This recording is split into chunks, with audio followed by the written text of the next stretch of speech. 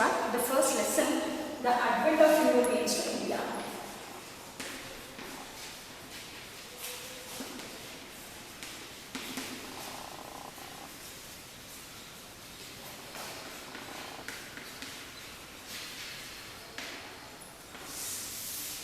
So in this chapter, we are going to learn these points: the trade and commerce relationship India had with Europeans, then the arrival of Europeans to India.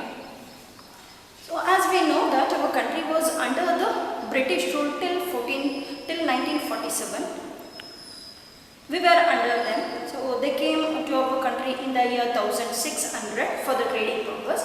Not only British, even other European countries also they came to India. The main reason they had come to India was to do the trade. So now we'll see how we had trade and commerce relationship with European countries. So before, in the ancient time, we had trade relationship with the European countries from the ancient time. And this trade relationship continued during the Middle Ages also.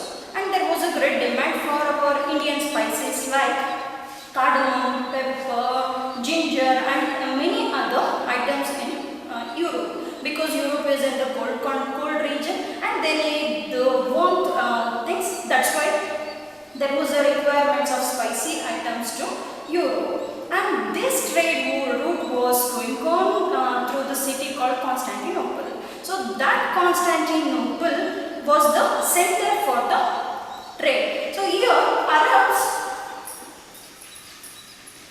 they took all the spicy items, things from Asia, and then they took them to Constantinople.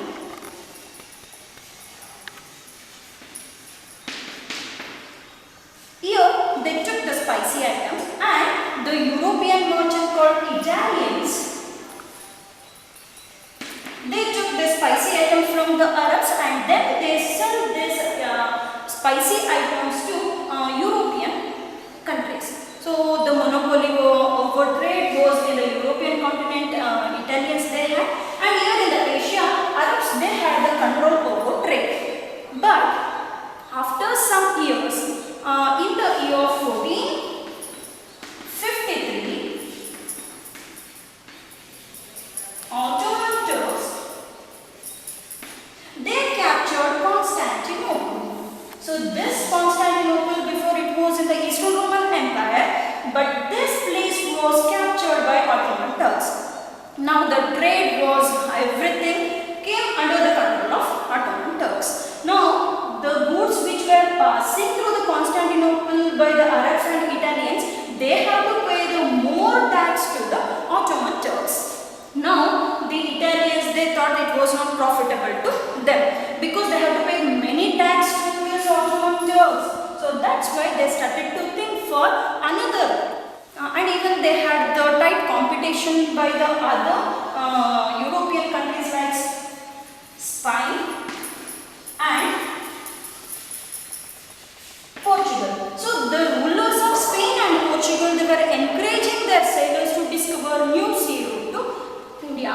And even you know that in the last year you learned that industrial revolution which took place in England. So many scientific things were discovered by them, and they used the things to discover new sea route. A new sea route they need now. Now Portugal king, he sent a sailor called Vasco da Gama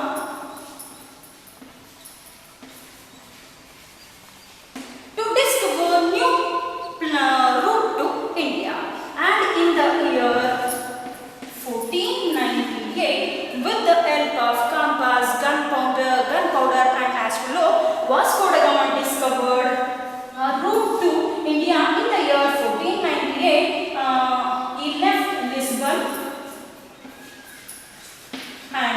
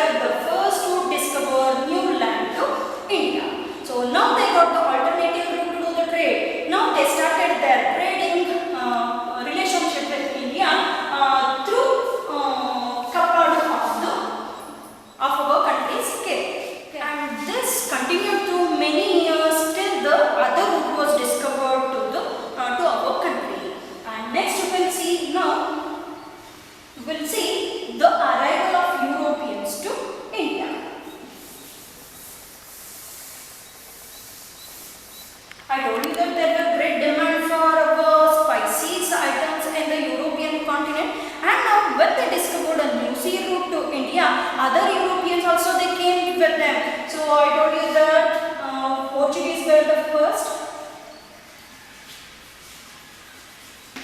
and the second who came to our country were Dutch, then third were English,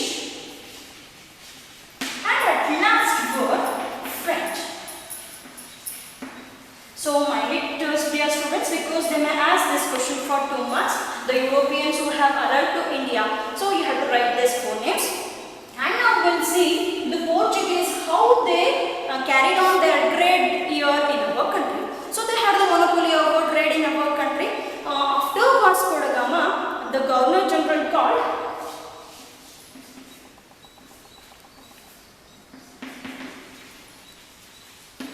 Francisco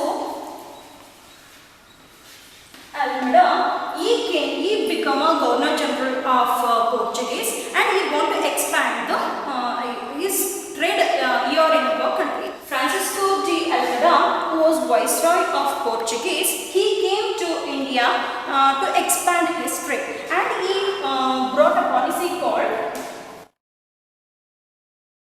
Blue Water Policy. So to have a supremacy over the trade on the sea routes, he brought Blue Water Policy. And next, another viceroy who came to India was, after Francisco de Almeida, was Alfonso de Albuquerque. So he was the first. So we can consider him as that he wanted to establish his dynasty here in our country, and here he made a war with the Bijapur Sultan in the year of 1510, and he won Goa from them. So like this, Goa became their administrative center for their trade, and also they established their trading centers in some parts of our country. As I told you, the Portuguese had monopoly over trade. Monopoly over trade means having power to do the trade only for them, not others.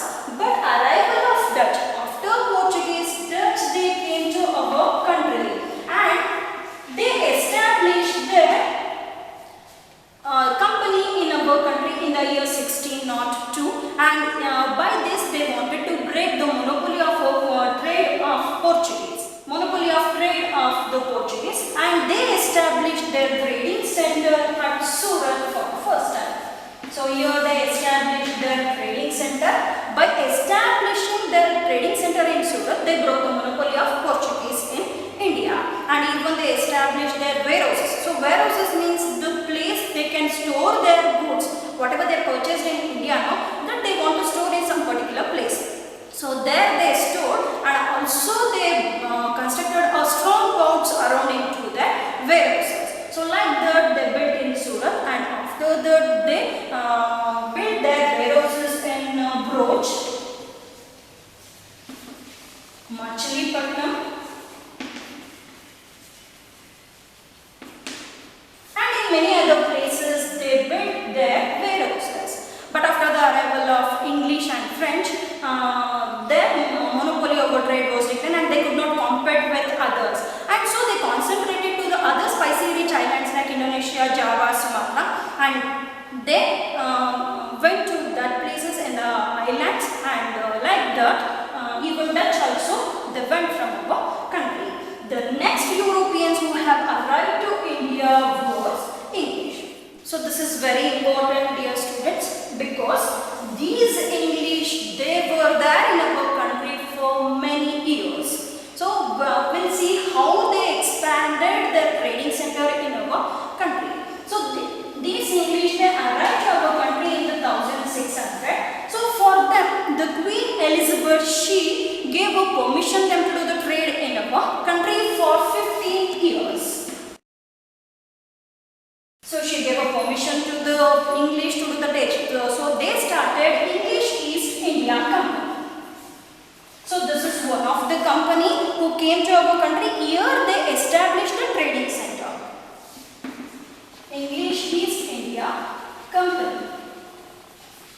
But officially they started their trade from 1630 only. So here the Queen Elizabeth, she gave a permission to do the trade, but officially their trade was started by 1630. In that time, they took the permission from the Mughal Emperor Jahangir to do the trade here. So they also established their factory in Surat. So here, British also, they started their warehouse or their trading center in Surat, and slowly they started to elaborate their trading center in our country. So in the year 1617, an ambassador called Sir Thomas Roe,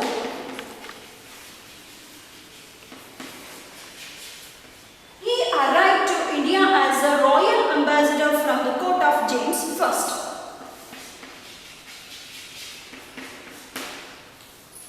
And then he sought permission from the Mughal Emperor Jahangir to do the trade in Mughal areas. So like that, Sir Thomas Roe started other factories in Andhra,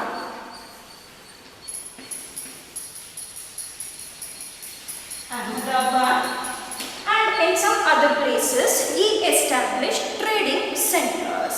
So now, see children, now they had their trading center in the North India wherever Mughals had.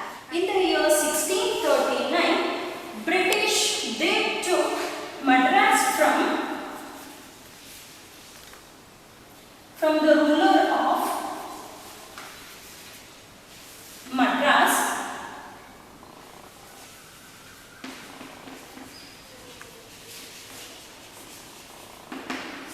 Chandragiri. So they took Madras from the ruler of Chandragiri in the year 1639. Now this Madras also became their trading center. There also they built their trading center, and also they constructed a strong fort called St. George Fort in Madras. So now they had a very strong fort in Madras, and later after this 1668, Charles II of England, he was a prince of England, he gave Bombay to the British for the annual rent of 10 pounds to the English. So here also, now they got Bombay. Here also they constructed their warehouse. That means the factory they constructed. And in 1690, this English, they purchased 3 villages in the river Hooghly, in the bank of river Hooghly. They purchased 3 villages near the bank of a river Hooghly. So here the place called in this the Govindapuram.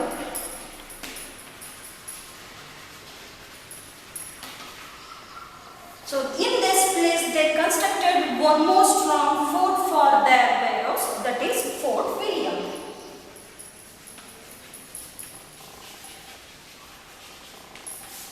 So like this, slowly by the 17th century, they had their trading centers in the main places of our country.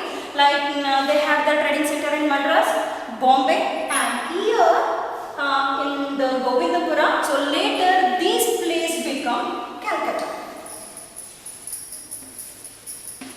So later this became as a big city as Calcutta, and this city they made as their capital city.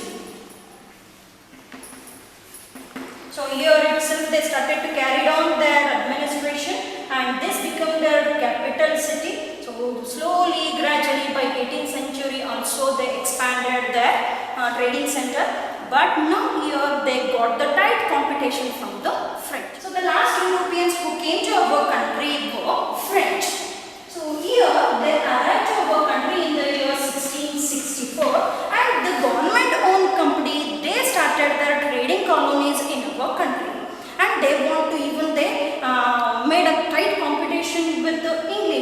then also they established the trading center. Even for French also they started their trading center first at Surat. Then gradually they expanded their trading center in our country like Machilipatnam, Nagapatnam, Broj.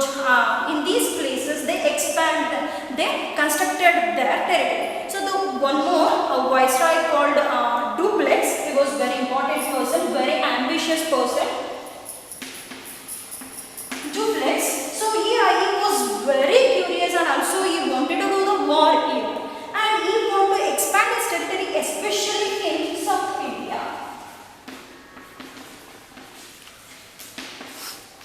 So further, they had to face many conflicts with the English, and this led to the 3 Carnatic wars in our country. So that Carnatic wars we'll see in the next class. I hope you all enjoyed the class.